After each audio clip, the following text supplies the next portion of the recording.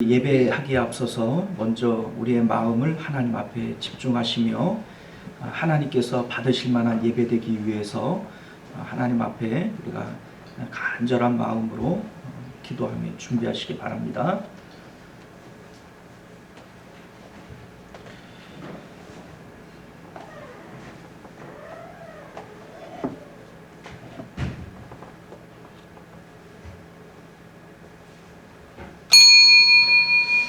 네, 지금으로부터 2021년 3월 7일 주일 오전 예배를 우리 하나님 앞에 드리도록 하겠습니다.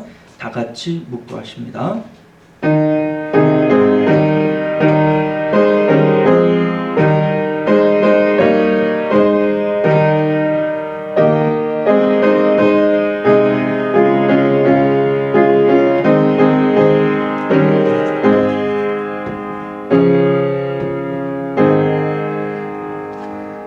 이날은 우리 주의 성일이니 근심하지 말라.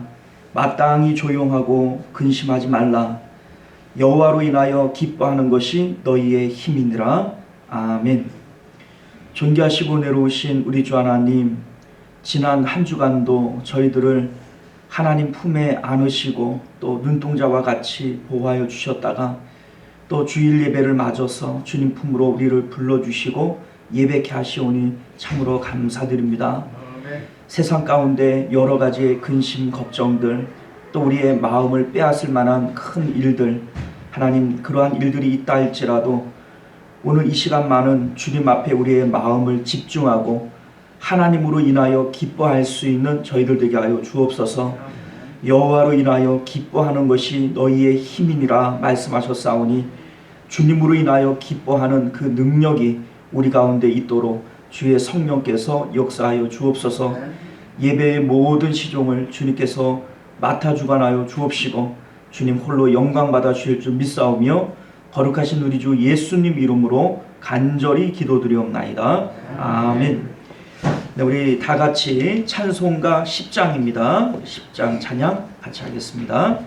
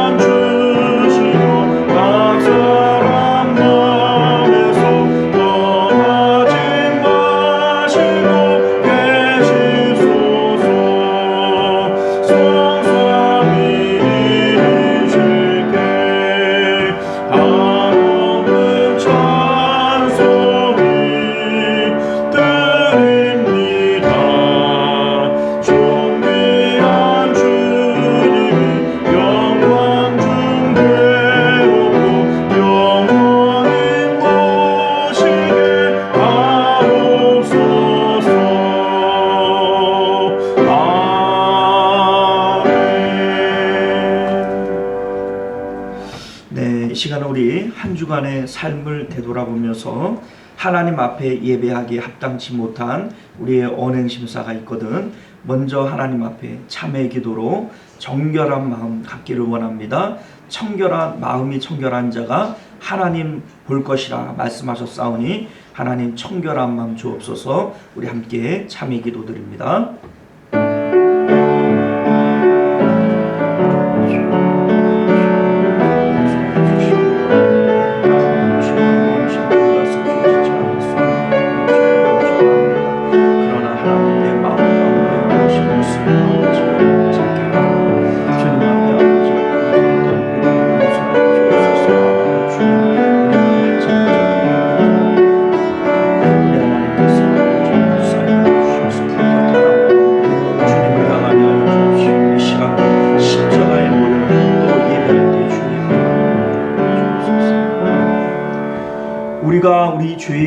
자백하면 저는 미쁘시고 의로우사 우리 죄를 사하시며 모든 불의에서 우리를 깨끗게 하실 것이요 그러므로 이제 그리스도 예수 안에 있는 자에게는 결코 정죄함이 없느니라. 아멘.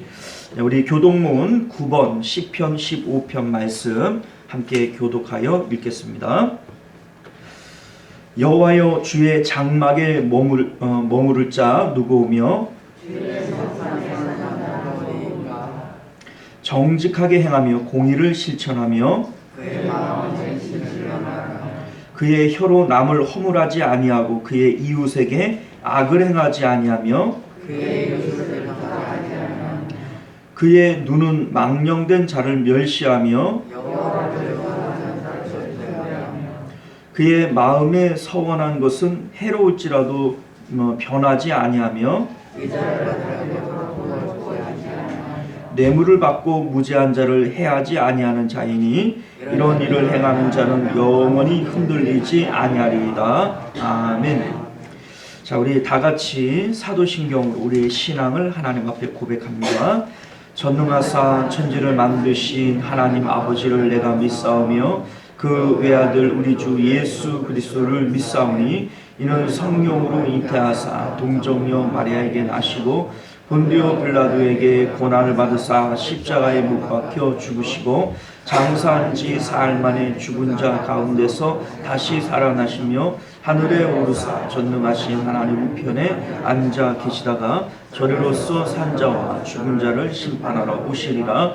성령을 믿사오며 거룩한 공예와 성도가 서로 교통하는 것과 죄를 사하여 주시는 것과 몸이 다시 사는 것과 영원히 사는 것을 믿사옵나이다. 아멘. 네, 찬송가 456장입니다.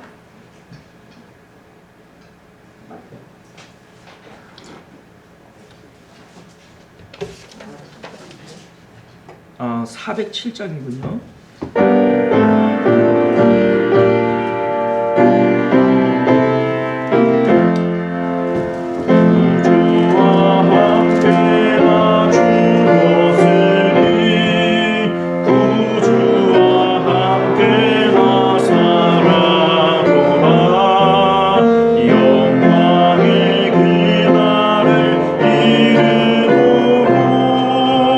언제나 주만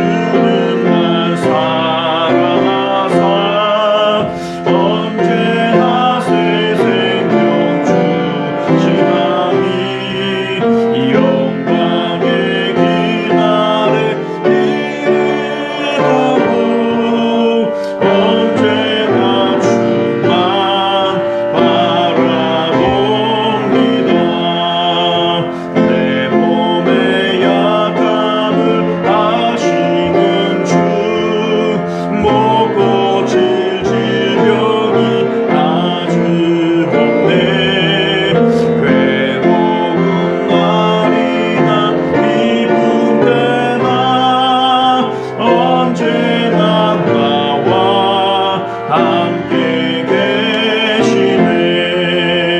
언제나 주님만 사랑하사 언제나 새 생명 주시나니 영광의 깃발에 이르도록 언제나 주만 바라봅니다.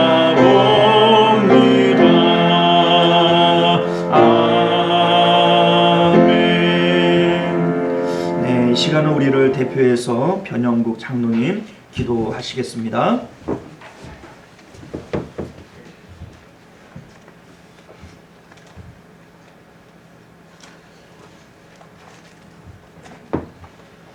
오늘도 살아계셔서 우리의 생사화복을 주관하시는 하나님, 한 주간도 하나님이 품 안에 품어주셨다가 복된 날 다시 한번 예배하게 하신 것 감사드립니다. 남을 향해 품었던 미움, 시기, 질투, 분냄, 욕하는 것, 거짓 증거한 일들을 십자가의 보혈로 깨끗이 씻어주셔서 순결함으로 예배하게 하여 주시옵소서. 많은 사람들이 마음의 병으로 지쳐가고 있습니다. 우리의 강구와 생각 그리고 소망들이 사회가 만들어 놓은 기준이 아닌 오로지 주님의 말씀에 의지하고 온전히 그 말씀에 속할 수 있기를 기도합니다. 아멘. 수많은 신앙의 선배들이 순교의 공로로 말미암아 복음의 꽃을 피우며 무지한 백성을 일깨우고 사회에 영향력을 끼치며 교회가 사회를 이기해 왔건만 오늘날의 교회는 하나님 중심, 복음 중심보다 사람의 중심과 내 교회 중심만으로 변질되면서 우리가 신앙의 본질을 잊고 잘못 살아가는 것 때문에 교회를 향한 사회의 인식은 땅에 떨어져 버린 현실을 보고 있으며 그 때문에 하나님의 이름을 욕되게 하고 있음도 고백하며 회개할 수밖에 없나이다. 주님, 우리를 불쌍히 여겨 주시옵소서. 이 땅의 교회와 성도들이 말씀으로 다시 거듭나게 하옵소서. 아멘. 외형과 형식에 얽매여 본질 대신 하나님을 뒷전으로 밀려나는 현실을 자복하게 하옵소서. 아멘. 하나님이 우리의 삶의 목적이 되어야 함에도 불구하고 하나님이 내 삶의 수단이 되어 있지 않는지 돌아볼 수 있는 눈을 우리에게 허락하여 주시옵소서. 아멘. 주님의 은혜 가운데에 포도나무에서 무화과 열매를 기대할 수 없듯 때에 따라 알맞은 노동의 대가를 주시옵소서. 저희가 원하는 것들이 그토록 바라던 결실로 설사 나타나지 못한다고 하더라도 주님이 정한 특별한 목적과 이치를 깨달을 수 있는 기회로 삼게 하옵소서. 아멘. 주의 영광과 진리로 임하게 하시옵소서. 목사님 말씀을 전하실 때에 믿음과 영혼의 강성함을 주시어서 주님과의 관계가 더욱 회복될 수 있도록 이끌어 주시옵소서. 아버지 하나님, 저희 교회에 장로님 두 분을 세우고 또 정진봉 장로님은 은퇴를 하게 됩니다. 아버지 하나님, 그동안 수고하고 애쓰신 우리 정장로님 주님이 건강으로 보살펴 주시고 늘 끝까지 강건하게 하나님 나라에 가는 날까지 하나님 말씀을 붙들고 나아갈 수 있도록 주님이 인도해 주시옵소서. 아버지 하나님, 저희 교회가 날마다 변화할 수 있는 놀라운 역사가 함께 하여 주시길 바라옵고 이 시간 온전히 우리 주 예수님을 받들고 영광 돌릴 수 있도록 이끌어 주시옵기를 간구하며 우리 주 예수님 이름으로 간절히 기도드립니다. 아멘.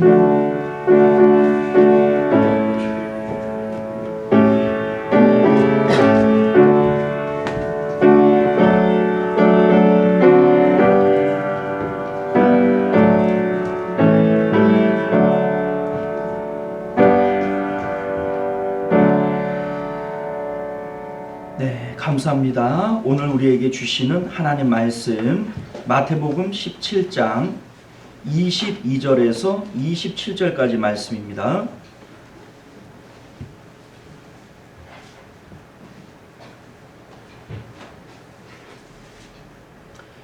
자, 우리 찾으신 줄 믿고 한 절씩 교독하여 읽겠습니다. 마태복음 17장 22절부터 마지막 절까지 교독하여 읽겠습니다. 갈릴리에 모일 때에 예수께서 제자들에게 이르시되 인자가 장차 사람들의 손에 넘겨져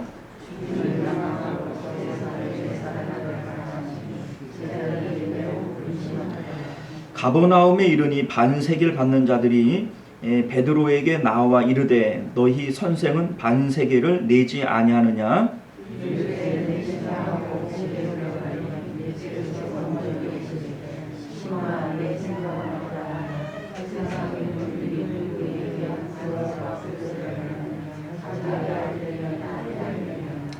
베드로가 이르되 타인에게니이다. 예수께서 이르시되 그렇다면 아들들은 세를 면하리라. 내가 바다에 가서 낚시를 던져 먼저 오르는 고기를 가져 입을 열면 돈 한 세겔을 얻을 것이니 가져다가 나와 너를 위하여 주라 하시니라. 아멘. 네, 우리 함께 잠깐 기도하겠습니다. 존귀하시고 은혜로우신 우리 주 하나님, 예배하던 중에 이제 주님을 찬양했고 기도했고 그리고 주의 말씀을 받을 시간입니다. 겸손한 마음 주시옵소서, 지혜로운 귀를 주시옵소서. 하나님의 말씀이 우리 마음 가운데 새겨지며 그 말씀이 우리 마음 가운데에서 생명의 역사를 일으키시는 능력이 되게 하여 주시옵소서. 주께서 이 시간 우리와 함께하여 주심을 믿사오며 거룩하신 우리 주 예수님 이름으로 간절히 기도드리옵나이다. 아멘. 네, 사랑하는 성도 여러분, 참 반갑습니다. 오늘도 여러분들과 함께 예배할 수 있고 또 주님의 말씀을 함께 나눌 수 있게 되어서 참 행복합니다. 오늘 우리는 함께 읽은 본문의 말씀을 가지고 실족해 하기 위한 사단의 선택이라고 하는 제목으로 하나님 말씀을 나누도록 하겠습니다. 실족해 하기 위한 사단의 선택. 자, 우리가 마태복음을 볼 때에 마태는 지금 마태복음을 기록을 하면서 천국이라고 하는 주제로 치밀하고 집요하게 하나님 말씀을 기록하고 있습니다. 마태의 직업이 원래가 세리 출신이에요. 세리. 그리고 마태는 상당히 영특하고 치밀한 사람입니다. 우리가 그러한 것들을 어떻게 생각해 볼 수 있냐면 세리라고 하는 직업 자체가 당시에 아무나 할 수 있는 일들이 아니에요. 물론 매국노라고 하는 이러한 어떤 그 오명을 가지고는 있지만 학자들에 의하면 당시에 사개 국어를 할 수 있어야 세리가 될 수 있다. 이렇게 얘기를 합니다. 또한 마태의 어떤 성격을 우리가 읽어볼 수 있는 대목들이 있다면 신약 성경을 우리가 쭉 보면서 뭐 다른 제자들에 대한 언급들은 어느 정도 있어요. 그런데 마태가 무슨 말을 했다, 무슨 행동을 했다 이런 내용들 혹시 봤어요? 마태에 대한 내용은 거의 없습니다. 마태가 그 세간에 앉아 있을 때 예수님이 부르셨다 뭐 이러한 내용들 외에는 전혀 마태가 무슨 말을 했다, 무슨 행동을 했다 이런 내용들이 거의 없어요. 자, 그 이유가 뭐냐면 마태는 말을 하고 자기 자신을 드러내는 존재가 아니라 평상시에도 뒤에서 관찰하고 세밀하게 따져보는 성격의 사람이다 라고 하는 것을 우리가 알게 되는 것이죠. 그러한 마태가 지금 이 마태복음을 기록을 하면서 내용들을 아주 치밀하게 짜고 또 유기적으로 연결시키고 있는 겁니다. 자, 그렇기 때문에 우리는 오늘 이 말씀들을 통해서 마태가 오늘 이 말씀을 통해서 우리에게 뭘 얘기를 해주고 있는지 앞뒤 문맥들을 통해서 그 내용들을 좀 찾아볼 수 있겠다 이런 생각이 들게 되는 것이죠.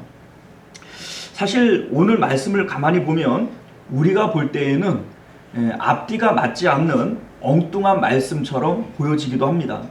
자, 왜냐하면 17장의 앞부분에서는 변화산 사건을 보여주셨어요.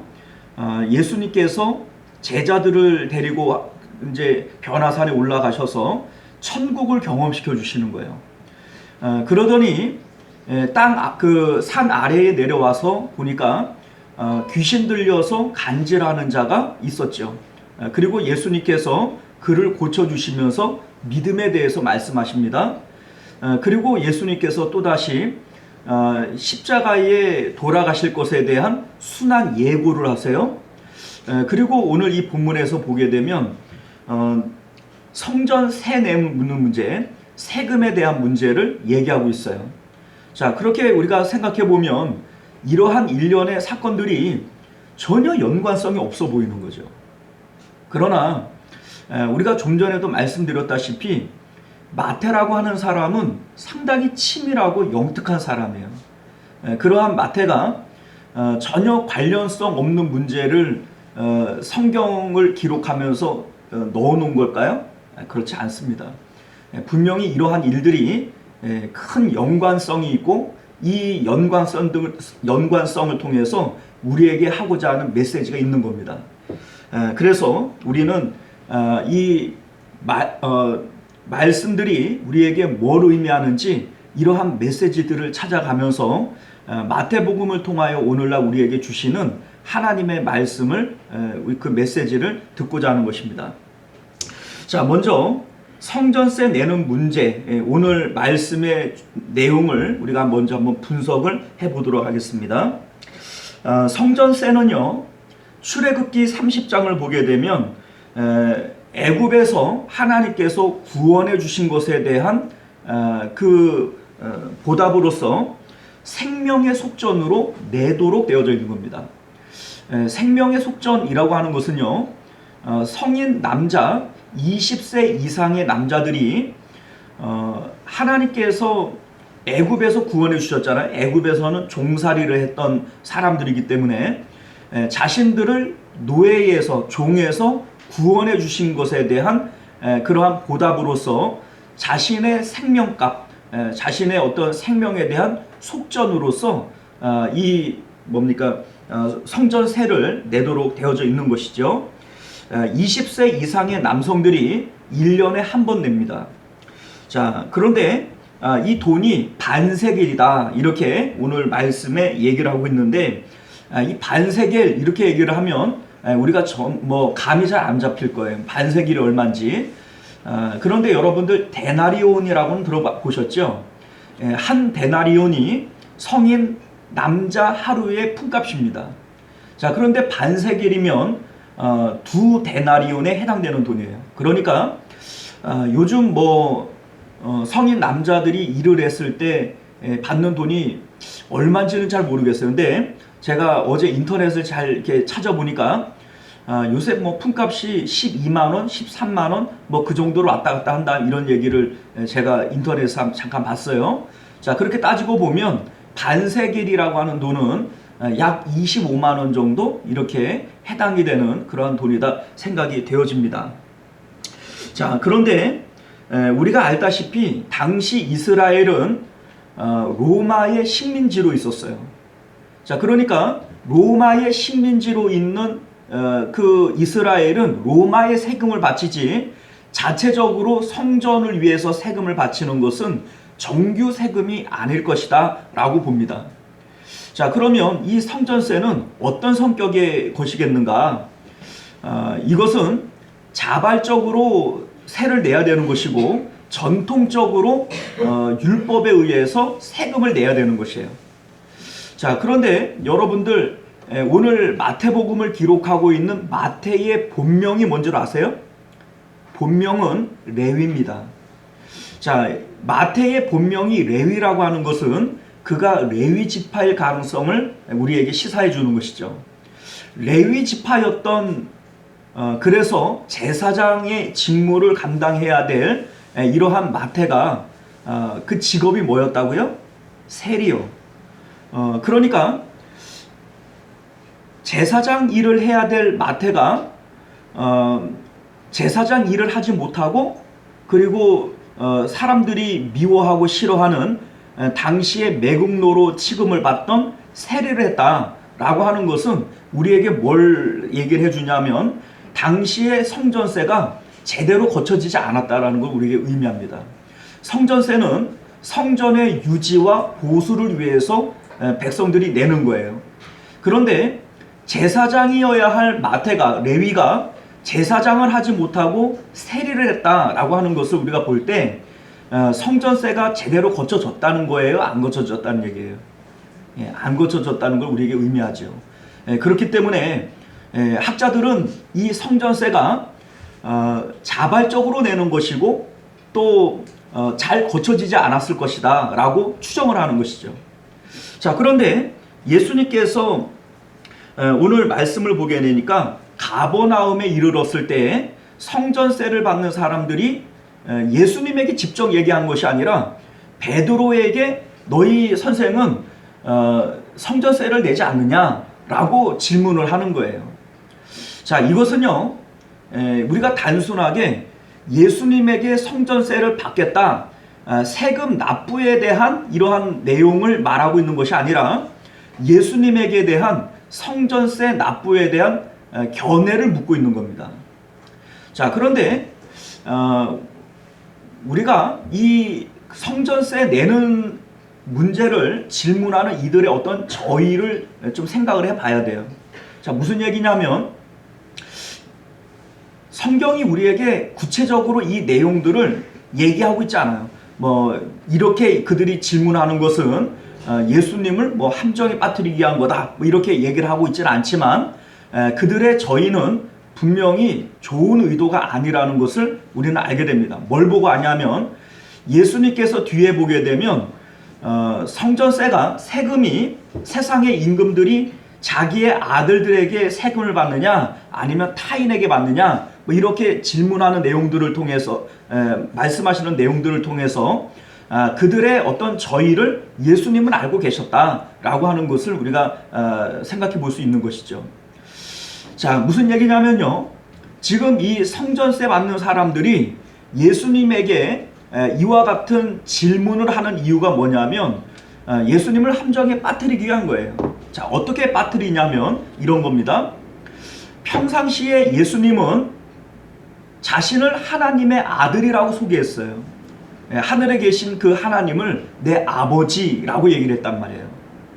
자, 그러니까 유대인들이 볼 때 예수님께서 자신이 하나님의 아들이라고 소개하는 그것은 그들 입장에서는 상당히 참남한 일인 것이죠. 그런데 그 예수님께서 율법에 대해서는 상당히 자유로우셨어요. 우리가 알다시피 정결법을 어기는 제자들을 예수님께서는 옹호하신다든지 장로들의 유전을 예수님께서 폐하는 것처럼 보여진다든지 율법을 새롭게 해석을 하는 것처럼 우리에게 보여지는 것이죠. 그래서 많은 사람들이 예수님을 저는 율법을 폐하려는 자냐 이렇게 봤던 거예요. 예수님께서 내가 율법을 폐하러 온 줄 아느냐? 아니다. 나는 율법을 완전하게 하기 위해서 왔다. 이렇게 말씀하시는 이유도 그들이 예수님을 어떻게 생각한 것에 대한 것을 반영하고 있다는 것이죠. 자, 그러면 우리가 이렇게 한번 생각을 해볼까요? 율법에 대해서는 상당히 자유로운 그분이 자신을 하나님의 아들로 소개를 했어요. 자, 그러면 이들이 성전세 내는 문제를 예수님에게 물어볼 때 예수님은 어느 쪽으로 가더라도 그들의 꾀에 넘어갈 수밖에 없는 거예요. 자, 왜 그런가 볼까요? 이들이 성전세를 요구를 할 때 세금을 낸다면 예수님께서 말씀하셨다시피 세상의 임금들은 아들들에게는 세금을 받아요, 안 받아요? 안 받는다 그랬잖아요. 그러니까 하나님의 아들이신 예수님이 세금을 낸다면 예수님은 스스로 자신이 하나님의 아들이 아니라는 것을 증명하는 것이 되는 거예요. 그리고 만약에 내지를 않는다면 당시에 이스라엘 사람들이 거룩하게 생각했고 신성시했던 성전에 대한 모독이 되어버리는 거예요. 자, 그러니까 이 질문이 상당히 예수님에게는 까다로운 질문이 될 수 있는 겁니다. 이거 내야 됩니까? 말아야 됩니까? 자, 이러한 내용들을 베드로도 아마 알았을 거예요. 뭐 뒤에 있는 내용들까지는 몰랐어도 성전세를 내지 않음으로써 그들에게 성전을 무시하고 또 성전을 가벼이 본다라고 하는 이런 인상을 줄 수 있다는 것을 베드로도 아마 깨달았을 겁니다. 그래서 너희 선생은 그 성전세를 내지 않느냐? 자, 이 질문은 베드로에게 하는 질문이에요? 아니면은 예수님에게 던지는 질문이에요? 가서 예수님한테 물어봐라 이런 얘기예요. 그러니까 예수님한테 드리는 질문인데 베드로가 자기가 대답을 해버려요. 아니다, 내신다. 이렇게 대답을 해버리잖아요. 자, 그러니까 베드로도 성전세를 내지 않았을 때 예수님에게 어떤 영향이 올 것에 대해서 알았다는 얘기죠. 그래서 자신이 먼저 대답을 해버린 거예요. 자, 그런데 예수님께서 그 베드로가 집에 들어갈 때 예수님께서 그 상황들을 이미 아시는 거예요. 아시고 그 베드로에게 질문을 합니다. 베드로야, 세상의 임금들이 자기 아들들에게 세금 받냐 타인에게 받냐? 누구에게 받겠어요? 예, 타인에게 받습니다 라고 대답을 해요. 자, 그러면 아들들은 세를 면하리라. 자, 그런데 중요한 것은 뭐냐면 예수님께서 이렇게 말씀하세요. 그러나 우리가 그들이 실족하지 않게 하기 위하여 네가 바다에 가서 낚시를 던져 먼저 오르는 고기를 가져 입을 열면 돈 한 세겔을 얻을 것이니 가져다가 나와 너를 위하여 주라 하시니라. 자, 무슨 얘기냐면요, 원래 내가 하나님의 아들인 것이 맞기 때문에 성전세를 내지 않는 것이 옳다. 그러나 그들이 실족하는 것을 내가 원치 않으니 너와 나를 위해서 세금을 내자라고 말씀하시는 거예요. 자, 그런데 예수님께서 세금을 내실 때 정상적인 방법으로 내시질 않아요. 사실 생각해 보면요, 예수님에게 반세겔이라고 하는 돈이 없었을까요? 저는 있다고 봐요. 왜냐하면 예수님에게는 그 돈궤를 맡은 제자가 있었어요, 없었어요? 가룟 유다가 돈궤를 맡은 제자 아니겠어요? 자, 돈궤를 맡겼다라고 하는 얘기는 돈이 있었다는 얘기예요, 없었다는 얘기예요? 있었죠. 최소한 예수님까지 13명이 움직여야 되는 이러한 노정에서 한 푼도 없었다라고 하는 것은 말이 안 되고요. 그리고 예수님께서 오병이어의 이적을 일으킬 때 제자들에게 이런 얘기를 하세요. 너희가 먹을 것을 주어라. 이런 말씀을 했더니 제자들이 계산을 해서 한 200데나리온 들겠는데요? 뭐 이런 얘기를 해요. 그리고 뭐 그런 돈은 우리에게 없을지라도 있다고선 치더라도 그런 많은 음식을 어디에서 구하겠습니까? 뭐 이런 얘기들을 하지 않습니까? 자, 그러니까 그 대화의 내용들을 가만히 보면 어느 정도의 돈은 있었다는 거예요? 없었다는 거예요? 있었다는 거예요. 그런데 예수님께서는 그 세금을 낼 때에 정상적인 뭐 돈계에서 얼마 내라 이렇게 하신 것이 아니라 낚시를 해서 처음 올라오는 물고기의 입에서 동전 한 세겔이 나올 거다. 자, 이 한 세겔은 적은 돈이 아니잖아요, 그죠? 아마도 뭐 금으로 되어 있을 가능성이 높고요. 그리고 약 지금의 시세로 따지면 한 50만 원 정도 되는 돈 아니겠습니까? 자, 그런데 그 동전이 나올 것인데 그것을 너와 나를 위해서 세금을 내라. 자, 뭐 여러 가지 어떤 그 생각들을 가져볼 수 있어요. 물고기 뱃속에서 50만 원짜리 동전이 나오려면 누군가는 50만 원을 잃어버려야 하는 거 아니에요? 야, 그러면 그 사람 참 마음 아팠겠다.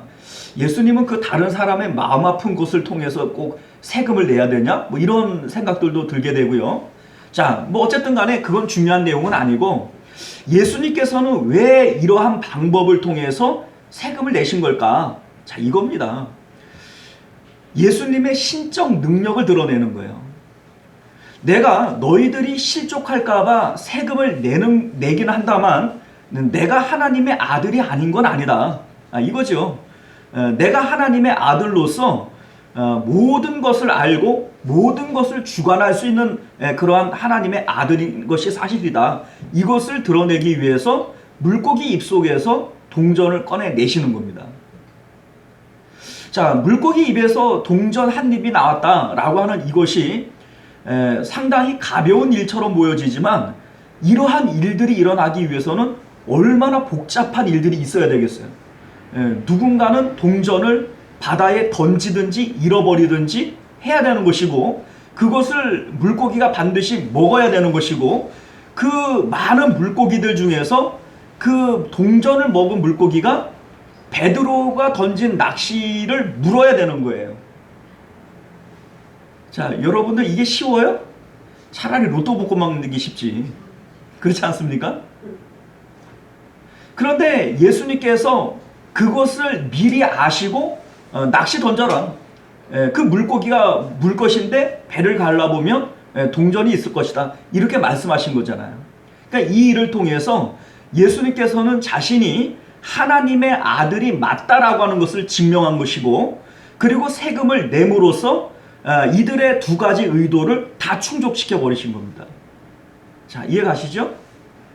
자, 그런데 예수님께서 이 성전세를 내실 때에 내시는 이유가 뭐라 그랬어요? 실족하지 않게 하기 위하여 라고 하는 이 말씀이 오늘 우리가 좀 눈여겨보고 싶은 그런 말씀인 거예요. 도대체 누가 실족한단 말이냐? 그리고 실족한다라고 하는 말 자체가 어떤 높은 길을 가다가 발을 헛디뎌서 낭떠러지 아래로 굴러떨어지는 걸 의미하는 것이 이 실족이라고 하는 용어란 말이에요. 자, 그러면 어떤 길을 가다가 굴러떨어졌다는 말이냐? 자, 우리가 이러한 것들을 좀 생각해 볼 필요가 있겠죠. 그들이 실족하지 않게 하기 위하여 누가 실족했냐? 어떤 길에서 실족한 것이냐? 이런 것을 좀 생각해 볼 필요가 있는 것입니다. 이 질문은요, 성전세를 받는 사람들은 바리새인과 사두개인들, 서기관들과 연관이 되어져 있을 거예요. 자, 그러니까 서기관들, 바리새인들 이런 사람들이 실족하는 것을 예수님께서 원치 않았단 말이냐? 그런데 여러분들, 예수님께서 언제 서기관들, 바리새인들이 실족하는 걸 의식했던 분이에요? 우리가 생각해 보면 예수님께서는 이 바리새인들에게 회칠한 무덤아, 독사의 자식들아, 이런 얘기를 하시면서 자기도 천국문에 안 들어가면서 남도 못 들어가게 막는 자야, 별의별 악한 소리들을 많이 하셨지 않았어요? 자, 그런 얘기 들으면 바리새인들 실족하겠어요? 안 하겠어요? 우리 같으면 실족하겠잖아요. 그런데 그때는 막 그런 말들을 하신 예수님께서 오늘 이 본문에서는 그들이 실족하면 안 되니까 내가 세금 낸다, 이런 얘기를 하신다는 거죠. 자, 바리새인들이 안식일을 가지고 예수님과 논쟁할 때에, 정결법을 가지고 예수님과 논쟁할 때에 예수님께서는 그들이 실족할 것에 대해서 전혀 의식하지 않는 것처럼 보여져요. 나는 너희들의 마음을 안다. 너희들은 겉으로는 부모를 공경하는 것처럼 보이고 하나님을 공경하는 것처럼 보이지만 실질적으로는 전혀 공경하지 않는 자들이다. 이사야가 너희들을 향해서 이런 말을 했지 않느냐? 입술로는 공경하나 마음은 멀도다. 이러한 이사야의 말이 참 틀림없는 말이구나. 이런 얘기를 그들에게 하지 않습니까? 베드로가 제자들이 그 얘기를 듣고 와서 이런 얘기를 해요. 마태복음 15장 12절을 보면 이에 제자들이 나와 이르되 바리새인들이 이 말씀을 듣고 걸림이 된 줄을 아시나이까?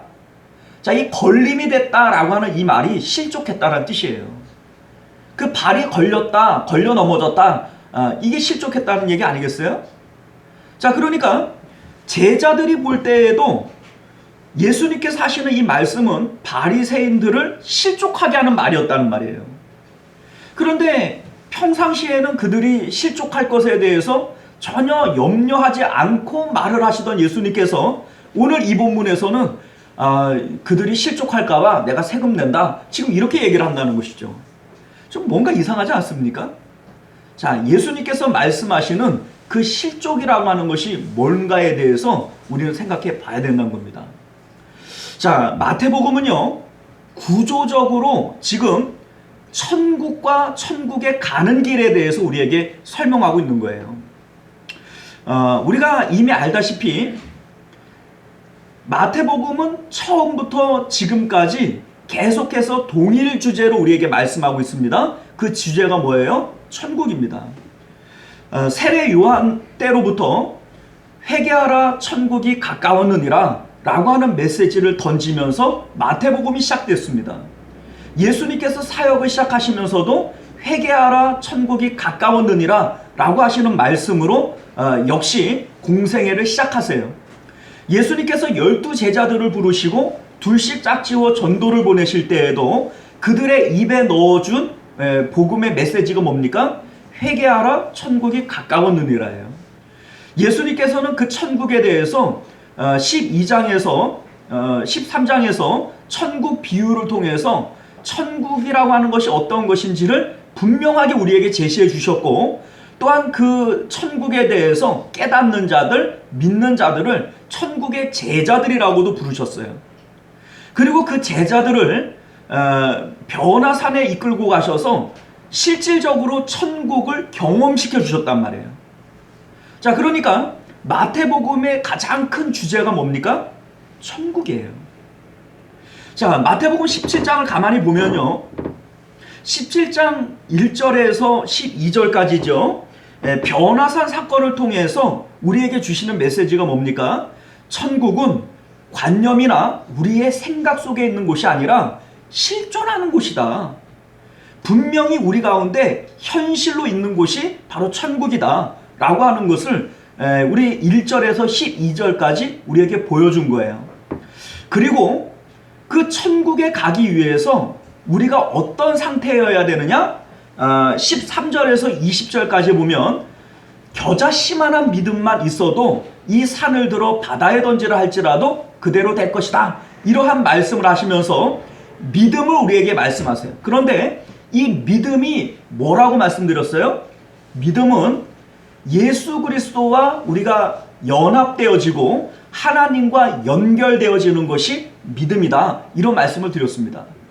자, 분명히 실존하는 천국이 있고 그 천국에 가기 위해서 우리는 믿음이 있어야 되는데 그 믿음은 예수 그리스도와 연합된 상태여야 된다는 거예요.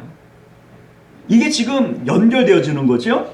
그리고 예수님께서 하시는 말씀이 순환 예고를 하세요. 내가 고난을 받고 십자가에 못 박혀 죽고 부활할 것이다. 자, 이 십자가의 길을 우리에게 말씀하십니다. 자, 뭐예요? 실존하는 천국에 들어가기 위해서는 예수님과 연합되어져야 되고 예수님께서 가신 그 십자가의 길을 우리가 같이 가야 된다는 거예요. 자, 이것이 지금 마태복음 17장 가운데에서 구조적으로 우리에게 설명하고 있는 천국 가는 길을 우리에게 말씀하고 있는 것이죠. 그런데 성전세 내는 문제는 도대체 뭡니까? 이게 바로 실족에 대한 문제예요. 천국에 가기 위해서 우리가 십자가의 길을 가는데 그 십자가의 길에서 실족되어지는 것, 이게 지금 예수님께서 오늘 본문을 통해서 우리에게 주시는 메시지입니다. 평상시에 예수님께서는요, 바리새인들, 서기관들과 대화하면서 그들이 실족할 것에 대해서 염려하셨어요? 안 하셨어요? 안 하셨어요. 왜 안 하셨냐면 평상시에 그들과 대화하는 내용들은 보통 이런 거였거든요. 정결법, 안식일법, 뭐 이런 것들입니다. 자, 이러한 것들은요, 결과적으로 그 마음이 하나님과 연결되어지는 일들이에요. 율법에 대해서 논하고 또 정결해짐으로써 하나님을 만날 준비가 되어지는 거잖아요.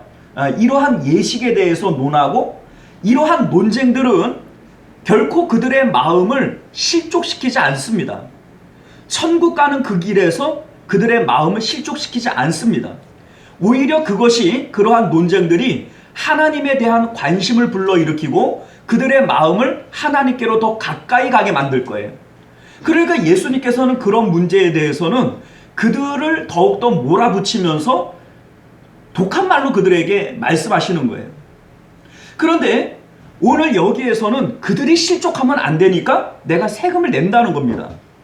자, 이 세금 문제는요, 돈 문제예요, 돈 문제. 이 돈 문제가 성도가 천국 가는 그 길에서 우리의 마음을 실족하게 하는 가장 강력한 사단의 선택이 됐다는 겁니다. 예수님께서 이런 말씀을 하세요. 마태복음 6장을 보게 되면 한 사람이 두 주인을 섬기지 못할 것이니 혹 이를 미워하고 저를 사랑하거나 혹 이를 중히 여기고 저를 경히 여김이라. 너희가 하나님과 재물을 겸하여 섬기지 못하느니라. 자, 여러분들이 알고 계시는 말씀 아니에요? 하나님과 재물을 겸하여 섬길 수 없다라고 얘기를 하는 것은 지금 이 하나님과 재물을 서로 견주어 놓고 있는 것이죠. 이 땅 가운데 있는 많은 것들이 있지만 재물이라고 하는, 이 돈이라고 하는 것은 우리에게 있어서 하나님과 견줄 만한 것들이라는 거예요. 이 재물이라고 하는 것이 이렇게 강력한 힘을 갖고 있습니다. 하나님과 자녀를 겸하여 섬길 수 없다. 하나님과 명예를 겸하여 섬길 수 없다. 하나님과 권력을 겸하여 섬길 수 없다. 이렇게 얘기 안 하셨어요. 세상 가운데는 많은 것들이 있잖아요. 내가 소중하게 생각하는 것들 중에 자녀도 있고 또 뭐 내 명예도 있고 내 권력도 있고 내 건강도 있고 뭐 여러 가지 내가 귀중하게 생각할 만한 것들이 있는데 예수님께서 그 모든 것들을 제쳐놓고 하나님과 재물을 겸하여 섬길 수 없다 이렇게 말씀하신 거예요. 왜요? 이것이 가장 강력한 힘이기 때문에 그래요. 자, 예수님께서 지금 왜 이들이 실족할까봐 세금을 내느냐? 예수님의 복음이라는 것이 이거 아닙니까? 회개하라, 천국이 가까웠느니라. 천국이 가까이 왔기 때문에 이제 이 세상은 끝이 날 것이라는 거예요. 그러니 너희의 마음을 세상 가운데에서 거두어서 하나님께로 올려보내라. 영원하신 하나님과 너희들의 마음이 연합할 때에 영생을 얻을 것이다. 이것이 지금 예수님 주시는 메시지 아닙니까? 그런데 재물이라고 하는 것, 이 돈이라고 하는 것이 하나님께로 올라가는 그 마음을 세상으로 끌어내리고 세상에 붙여두게 하는 이러한 강력한 힘을 가지고 있더라는 거예요. 그래서 예수님께서는 예수님의 복음과 이 돈이라고 하는 것이 연결되어지는 것을 원치 않았던 겁니다. 그러니까 그거 내버리고 마는 거예요. 예수님께서 이 세금을 내지 않고 내가 하나님의 아들인데 하나님의 아들됨을 주장했다라면 이들은 끊임없이 돈에 대해서 물고늘어졌을 거예요. 예수님도 참 돈 좋아하네. 응? 자기가 하나님 아들이라고 얘기를 하면서 그거 몇 푼 안 되는 거 그거 안 낸대. 이렇게 되는 거예요. 그것이 끊임없이 예수님에게 꼬리표로 따라다닐 것이고 결국은 예수님도 돈 좋아하는 사람으로 만들어버릴 겁니다. 그러니까 예수님께서는요, 예수님의 그 천국 복음과 돈이라고 하는 것이 연결되어지는 것을 원치 않으셨던 거예요. 마태복음 22장을 보면 오늘 이 말씀과 상당히 흡사한 얘기가 나와요. 여러분들도 아시다시피 바리새인들이 예수님에게 찾아와서 세금 내는 문제를 물어봅니다. 로마의 세금을 내는 것이 옳습니까? 내지 않는 것이 옳습니까? 자, 여러분들 예수님이 어떻게 대답하시죠? 가이사의 것은 가이사에게, 하나님의 것은 하나님에게 바치라. 자, 예수님께서 그들이 그렇게 질문하는 이유가 뭡니까? 세금을 내라고 얘기를 한다면 예수님은 로마라고 하는 이 나라를 인정함으로써 선민인 하나님 나라, 하나님의 그 백성인 선민을 부정하는 것이 될 것이고, 세금을 내지 말라 이렇게 얘기를 하면 반역이 되어지는 것이죠. 자, 그러니까 이 바리새인들이 여기서도 이렇게 대답하든 저렇게 대답하든 걸리도록 만드는 거예요. 그런데 예수님께서 가이사의 것은 가이사에게, 하나님의 것은 하나님에게 라고 대답함으로써 이들의 그 질문에 다 충족을 시켜버리는 거죠. 그런데 여러분 잘 생각을 해보세요. 예수님의 입장에서 볼 때 가이사의 것이 있어요? 가이사의 생명, 가이사가 가진 모든 물질, 가이사가 가진 권력 다 하나님 거 아닙니까? 하나님께서 주신 거 아니에요? 그런데 왜 예수님은 가이사의 것은 가이사에게 라고 얘기를 하실까요? 자, 그들의 의도는 지금 돈 문제예요.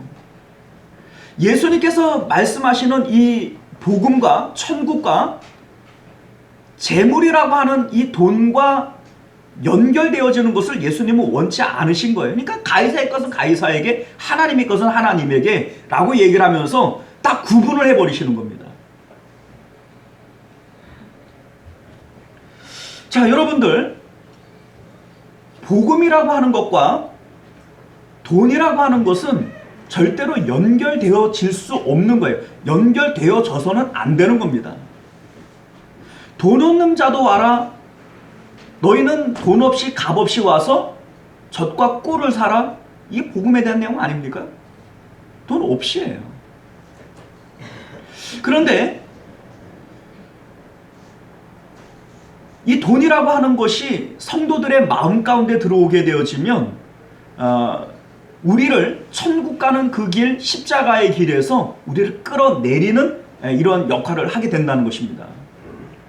디모데전서 6장 10절 말씀을 보면 돈을 사랑함이 일만하게 뿌리가 되나니 이것을 탐내는 자들은 미혹을 받아 믿음에서 떠나 많은 근심으로써 자기를 찔렀도다. 이렇게 말씀하세요. 자, 이게 무슨 얘기예요? 돈을 사랑하는 것이 일만악의 뿌리가 되어져서 그 사람의 마음을 미혹하고 믿음에서 떠나게 만드는 것이다. 이렇게 말씀하시는 거예요. 자, 야고보서 5장 3절 말씀도 이렇게 되어져 있어요. 너희 금과 은은 녹이 쓸었으니 이 녹이 너희에게 증거가 되며 불같이 너희 살을 먹으리라. 너희가 말세에 재물을 쌓았도다. 이렇게 말씀하세요. 자, 오늘날 우리는 말세를 살아가고 있어요. 말세지말이죠. 예, 요즘을 우리는 말세지말 이렇게 얘기를 합니다. 자, 이런 말세 때에 돈을 사랑하는 마음을 우리 마음 가운데 가져서는 안 되는 거죠. 돈은 사랑하는 거예요? 사용하는 거예요? 예? 돈은 사랑하는 겁니까? 사용하는 겁니까? 예. 말은 그렇게 하는데 사랑해요. 그게 문제인 거예요. 너희가 말세에 돈을 사랑하면 그것이 불같이 너희를 살라버릴 거라는 거예요.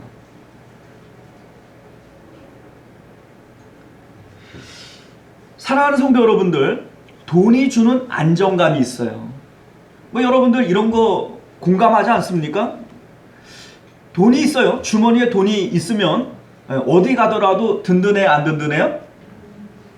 네. 얼버무리지 마시고. 주머니에 돈이 한 푼도 없어요?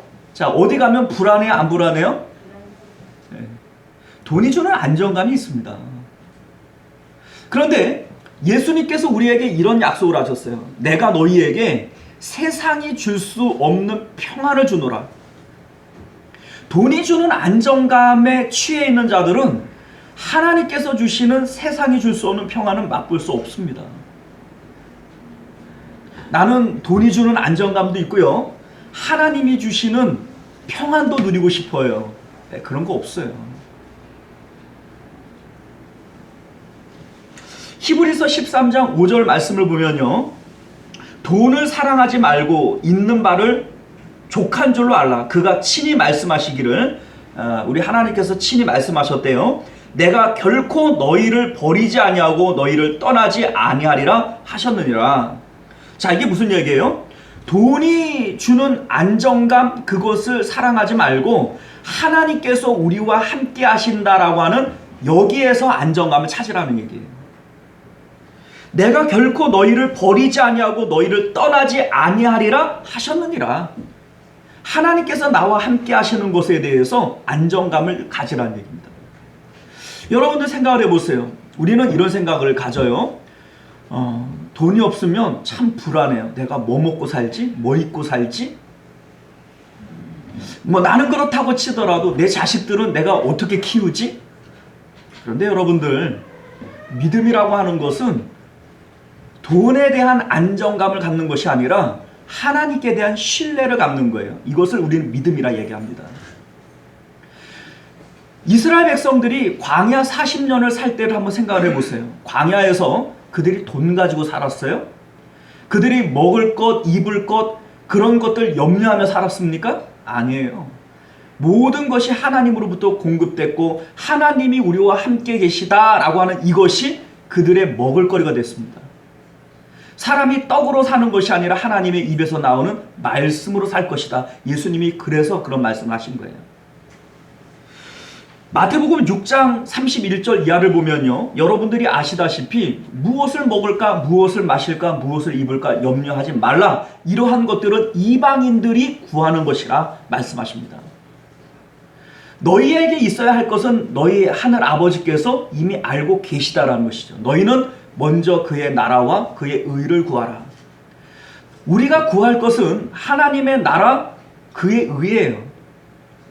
우리가 하나님을 의지하고 저 천국 바라보며 십자가의 길, 천국 가는 길, 그거 가면 돼요. 그 나머지는 하나님께서 책임지신다는 겁니다.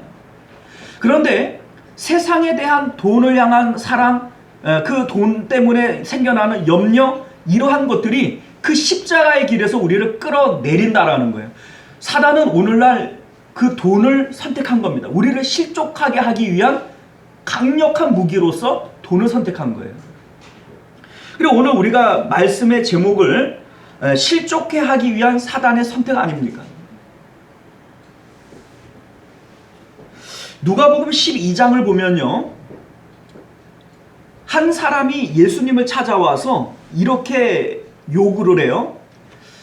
예수님, 우리 형이 아버지가 죽으면서 남긴 유산을 혼자 독식해 버렸습니다. 그런데 선생님께서 우리 형에게 명령하셔서 그것을 나에게 좀 나눠주게 해주십시오 라고 요구를 해요. 당시의 사회법은요, 아버지가 돌아가셨을 때 두 형제가 있다면 아버지의 재산을 3등분해서 맞이인 첫째에게는 2몫을 주고 차자인 둘째에게는 1몫을 줘요. 그런데 이 전부를 형이 독식을 했다면 법적으로 형이 잘못된 게 맞아요. 그리고 또 당시에 뭐 재판관이나 이런 것들이 없었기 때문에 당시 이제 유명한 랍비든지 선생이라 일컫는 존경받는 인물들이 그 사람에게 가서 권고하는 일들이 있었다고 그래요. 네가 혼자 그거 유산 갖는 거는 이거 합당한 일이 아니니까 동생과 나눠 갖도록 해라. 이렇게 권고하면 또 그런 권고를 받고 나눠주는 일들이 있으니까 이 사람이 와서 예수님에게 그런 요청을 한 겁니다. 근데 예수님께서 뭐라고 말씀하세요? 이르시되 이 사람아, 누가 나를 너희의 재판장이나 물건 나누는 자로 세웠느냐 하시고 그들에게 이르시되 삼가 모든 탐심을 물리치라. 사람의 생명이 그 소유에 넉넉한데 있지 아니하니라 하시고. 자, 이게 무슨 얘기예요? 자, 여러분 생각해보면 이 동생 입장에서 보면은 유산을 독식해서 자신의 몫을 한 푼도 받지 못했어요. 그러면 억울해요, 안 억울해요? 억울하지요. 이것을 나눠주도록 권고해달라고 얘기하는 것은 정당합니까? 정당하지 않습니까? 정당하죠. 정당한 요구고 억울한 사람이 예수님에게 이러한 질문을 함에도 불구하고 예수님께서는 돈 문제에 결부되어지고 싶지 않으셨어요. 내가 너희들의 재판장이나 물건 나누는 자냐? 아니다. 나는 너희에게 영생을 주는 자다. 사람의 생명이 소유에 넉넉한 데 있지 아니하다 라고 말씀하시는 거예요. 자, 오늘 이 말씀을 통해서 오늘날 교회와 오늘날 우리들의 믿음을 점검해 보시기 바랍니다. 교회가요, 요새 돈에 너무 민감해요. 돈에 너무 민감해요. 교회의 설교도 이런 내용들이 많거든요. 심은 대로 거두는 겁니다. 하나님 앞에 물질을 심으면 물질을 거둡니다. 하나님은 즐겨내는 자를 사랑하십니다. 헌금 많이 하십시오. 그래야 하나님께서 복 주십니다. 이거 복음 아니에요, 여러분들. 복음 아닙니다. 하나님께서 물론 그것 때문에 복을 주실 수는 있다고 칩시다. 그러나 그건 복음은 아닙니다. 우리 주님께서 우리에게 주고자 하시는 것은 영생이요 생명이에요. 천국입니다. 그것이 물질과 연결되어지지 않아요. 여러분들이 한 푼도 없어도 구원받는데 지장이 있어요, 없어요? 없어요. 그런데 보편적으로 하는 세상이 교회를 보는 인식이 뭐예요? 예배를 안 드린다. 이러면 저거 뭐 예배 못 드려가지고 그런 게 아니라 헌금 안 나올까봐 예배 드리려고 그러는구나. 세상이 보는 인식이 그래요. 세상이 달리 그렇게 보는 게 아닙니다, 여러분들. 교회가 그렇게 보여지게끔 한 거예요. 돈 때문에 목사가 장로하고 머리 끄들고 싸우는 일들이 비일비재하잖아요. 어디 저기 있는 저 교회만 그래요? 대한민국의 많은 교회들이 그런 교회 좀 많이 봤어요. 여러분들, 교회는요, 돈과 무관한 곳입니다. 아니, 헌금 안 나오면은 교회 세도 못 내잖아요. 못 내면 어떻습니까? 우리 교회 세 못 내서 여기 우리가 빼줘야 된다면 저 천호공원에 가가지고 공원에서 예배 못 드립니까? 거기서 예배 드리면은 영생을 못 얻어요? 천국 못 갑니까? 아니에요, 여러분들. 교회는 헌금과 무관한 곳입니다, 여러분들. 자, 개인적으로 우리의 신앙도 마찬가지예요. 우리의 신앙이 돈과 연결되어질 때 우리는 실족되어지는 겁니다. 여러분들 돈으로부터 자유롭지 못합니까? 이미 실족한 줄 깨달으시길 바랍니다. 하나님 섬기는데 헌금이 염려되고 헌금 때문에 두려워서 못 나오고 하나님께서 나보고 뭐 헌금 많이 바치라고 하는 감동을 주시면 어떡하나, 이거 겁내서 은혜 못 받겠고, 그러면 여러분들은 이미 실족한 거예요. 이미 천국길과는 관련이 없는 사람들입니다. 실족한 겁니다. 사단은 오늘날 우리들을 실족하게 하기 위해서 강력한 무기를 선택했어요. 그게 뭐예요? 돈입니다. 사랑하는 성도 여러분들, 돈은요, 사랑하는 것이 아니라 사용하는 것입니다. 요한일서 3장 17절 말씀을 보면, 누가 이 세상의 재물을 가지고 형제의 궁핍함을 보고도 도와줄 마음을 닫으면 하나님의 사랑이 어찌 그 속에 거하겠느냐라고 말씀하세요. 형제의 가난과 아픔과 고통들을 보면서도 달팽이처럼 손을 움켜쥐고 펼 줄을 모른다면 하나님의 사랑이 너희 안에 거한다라고 얘기할 수 있냐 이거예요. 이미 그 자체가 실족한 상태인 거예요. 우리가 오늘 이 말씀을 통해서 예수님께서 우리에게 주시는 메시지를 귀담아 들으시길 바랍니다. 여러분들이 구원 얻는데 돈은 아무짝에 쓸모가 없어요. 우리 주일학교 학생들도 알거든요. 돈으로도 못 가요. 어여뻐도 못 가고요. 벼슬로도 못 갑니다. 오직 믿음으로 가는 나라, 하나님 나라예요. 그런데 오늘날 교회가 돈에 대해서 민감하고 천국 백성이라고 얘기하는 성도들이 돈에 대해서 그렇게 민감한 것은 이미 교회가, 성도가 실족한 상태라는 거예요. 우리가 말씀을 통해서 우리의 영적인 상태를 다시 한번 점검해 보실 수 있는 저와 여러분들 되시길 바랍니다. 기도하겠습니다. 존귀하시고 은혜로우신 우리 주 하나님, 오늘도 우리 주님께서 주시는 귀한 말씀을 통해서 우리의 영적인 상태, 오늘날 교회의 상태를 점검해 볼 수 있는 저희들 될 수 있도록 은혜를 베풀어 주시옵소서. 이 세상을 우리는 자본주의 혹은 공산주의라 얘기합니다. 자본이라고 하는 돈이 세상의 근본이 되어지고 또 그것을 공동으로 생산하고 공동으로 나누자라고 하는 것이 국가의 이념이 되어져서 세상을 움직이는 힘이 되어져 버리지 않았습니까?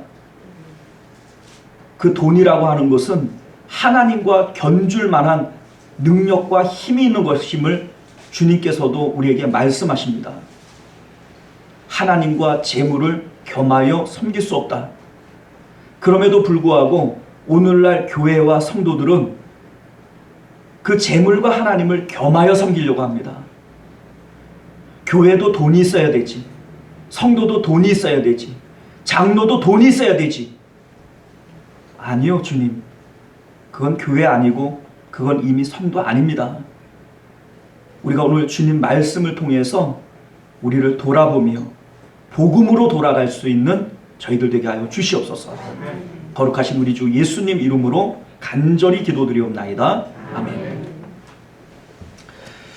자, 우리 찬송가 211장 1절 찬양 드리시면서 주님 앞에 드린 예물 봉헌하도록 하겠습니다.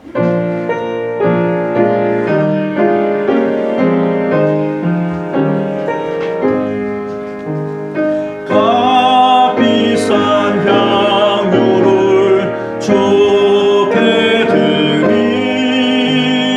막달라 마리아 복 받아서 향기로운 산지를 주님께 바치니 사랑의 주 내 주님께 아멘. 네, 우리 하나님 앞에 11조 예물, 선교 예물, 그리고 구제 예물, 감사 예물, 또 주일헌금 이렇게 드리셨고요. 네, 우리 김금인 권사님 생일 감사헌금 드리셨어요. 생일 축하드립니다. 예.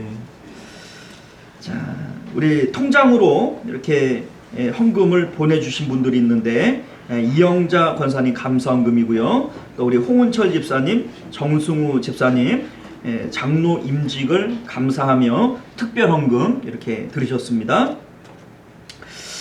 자, 우리 드려진 예물을 위해서 잠시 기도할게요.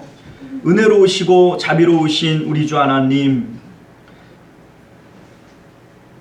금도 내 것이고 은도 내 것이고 천하 만국이 다 내 것이라 주님 말씀하십니다.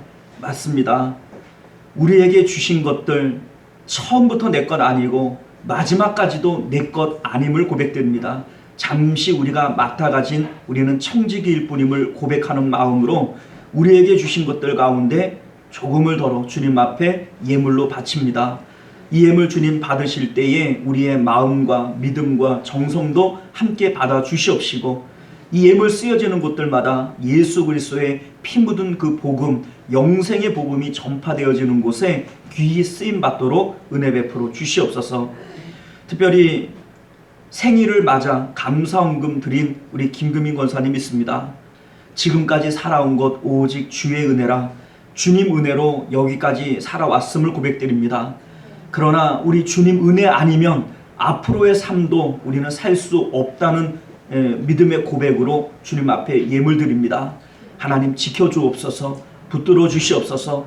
우리 하나님 모든 사고와 위험과 질병으로부터 지키시고, 또 악한 사단 마귀, 또 귀신 권세로부터 지켜주옵시고, 하나님 그리함으로 살아가는 모든 날들이 하나님의 은혜 가운데 복되게 하시고 평안하게 하시고 살아가는 날들이 행복하게 하여 주시기를 원합니다. 그리고 주님 부르실 때에, 주님 만날 때 하나님 주님 덕분에 잘 살았습니다 고백할 수 있는 우리 권사님 되게 하여 주시옵소서. 우리 홍은철 집사님 또 전승우 집사님 이렇게 장로 임직을 받으면서 하나님 앞에 귀한 예물 바쳤습니다. 하나님 귀한 일꾼 되게 하여 주옵소서. 하나님 나라에 상급 쌓는 보물을 쌓는 귀한 주님의 자녀들 되게 하여 주시옵소서. 하나님께서 귀한 직분 맡기실 때 건강도 주시고 지혜도 주시고 믿음도 주시고 능력도 더하여 주실 줄 믿습니다. 우리 하나님 주님의 일들에 손해되지 않도록 주님 그 삶 가운데 필요한 것들마다 채워주셔서 하나님 영광 받아 주시옵소서. 오늘도 예물 드린 손길들 가운데 주님 은혜 베풀어 주실 줄 믿사오며 거룩하신 우리 주 예수님 이름으로 간절히 기도드리옵나이다. 아멘. 자, 우리 주보를 참조하셔서 교회 소식 전해드리겠습니다. 2021년도 우리 교회의 표어는 삶의 예배에 힘쓰는 교회이고요. 삶의 자리 어디에서나 우리 예수님에게 마음을 드리시길 바랍니다. 예배 진행 사항을 안내 드릴게요. 수도권 2단계 집합금지가 연장됨에 따라서 온라인 예배도 우리가 연장되어지고요. 현장 예배는 1부 9시, 2부 11시 이렇게 두 번에 나누어서 드립니다. 수요 예배와 금요 기도회는 저녁 7시 모임을 갖고요. 우리 어린이 예배는 10시 10분입니다. 장로 임직 및 은퇴 감사 예배가 금주 토요일 13일 1시 30분에 있습니다. 임직과 관련하여서 어린이 예배 후에 당회로 잠시 모이겠고요. 이제 외부에서들 또 손님들이 또 몇 분 오시기 때문에 교회를 조금 청소를 했으면 좋겠어요. 시간이 안 되시거나 너무 먼데 계시는 분들은 뭐 안 되시겠지만 한두 분이라도 뭐 교회가 넓지 않으니까 한두 분이라도 좀 도와주시면 뭐 크게 어려움 없을 거다 이런 생각이 들어요. 우리 점심 식사를 제공을 못하니까 점심 식사 하시고 오후 1시에 잠깐 모이셔서 그냥 1시간 뭐 정도만 청소해도 뭐 교회가 넓지 않으니까 될 것 같아요. 여러분들 좀 협조해 주시길 바라겠고, 부활주일이 4월 4일인데 우리가 말씀과 기도로 좀 준비했으면 좋겠습니다. 다음 주 지나서 15일부터 26일까지 매주 월요일에서 금요일 두 일의 새벽 기도회를 5시 30분에 갖도록 하겠습니다. 3월 28일 주일은요 종료 주일로서 성례식을 거행을 하겠고요. 3월 29일부터 4월 2일까지가 고난주간이거든요. 이 고난주간은 우리가 그 저녁 기도회로 이렇게 모이도록 하겠습니다. 합심기도 제목 여러분들 주보에 나와 있는 대로 참조하시고 주일 기도 순서 참조하시고요. 예배 후에 2월 수입 지출 재정 보고가 있습니다. 우리 홍은철 집사님 준비됐죠? 안 계세요? 준비하셨다가 그 오신 분들에게 수입 지출 재정 보고 해주시길 바라겠고요. 성경 통독 우리가 지금 계속해서 진행하고 있으니까 참조하시기를 바랍니다. 자, 우리 찬송가 435장 1절 찬양하시고 축도로 예배를 마치도록 하겠습니다.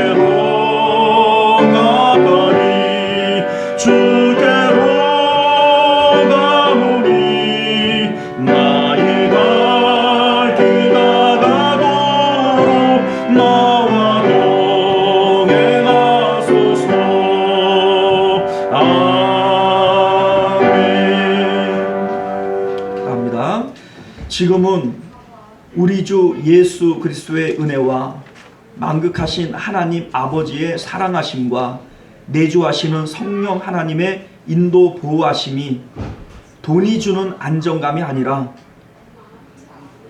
영원하신 우리 하나님이 나의 기업이 되어지는 것을 믿고 주님으로 인하여 세상이 줄 수 없는 평안을 누리기를 원하는 우리 모든 성도님들과 또 그들의 가정과 자녀들과 생업 가운데 우리 시원성 교회와 만국교회 가운데 지금으로부터 영원토록 함께 있을지어다. 아멘.